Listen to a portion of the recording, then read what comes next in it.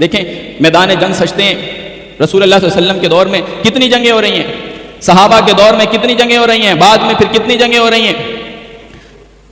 میدان جنگ کس لیے سجتے ہیں؟ قرآن بیان کرتا ہے تقاتلونہم، ان کو قتل کیا جائے، یہ جو اسلام کے مخالف لوگ ہیں، اسلام کے خلاف لوگ ہیں، فرمایا ان کو قتل کیا جائے، او یسلمون، یا یہ مسلم ہو جائیں۔ میدان جنگ بناؤ، میدان جنگ سجاؤ، قتال ان کے ساتھ کرو،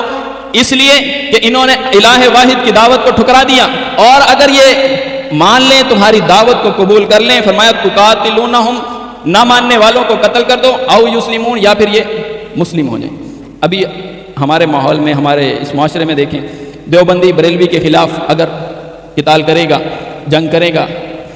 اہل حدیث انصاروں کے خلاف کرے گا، شیعہ انصاروں کے خلاف کرے گا، تو پھر کیا ہوگا؟ یہ کیا نعرہ ہوگا ان کا نعرہ یہ ہوگا تقاتلونہم، ان کو قتل کرو۔ اگر میدان سجایا دیوبندی نے، یا میدان سجایا بریلوی نے، یا اہل حدیث نے، کفار جن کو وہ کافر سمجھتا ہے ان کے خلاف، تو اس کا کیا کہنا ہوگا؟ تقاتلونہم، ان کو قتل کرو، او دیوبندیون، یا یہ دیوبندی ہو جائیں، یہی ہوگا نا، ان کی پہچان یہی ہے، تقاتلونہم، ان کو قتل کرو، او بریلویون، یا یہ بریلوی ہو جائیں، اسی لیے ہوگا۔ قرآن نے پہچان بتائی، قرآن پہچان بتاتا ہے جہاد کا، جنگ کے میدان کا قائم کرنے کا مقصد یہی ہے، تقاتلونہم، یا تو ان کو قتل کیا جائے، او یسلمون، یا یہ مسلم ہو جائیں، اپنے عقائد بھی مسلم کر لیں، اپنی نظریات بھی مسلم کر دیں، اپنی پہچان بھی مسلم اور اپنے اعمال بھی مسلم کر لیں۔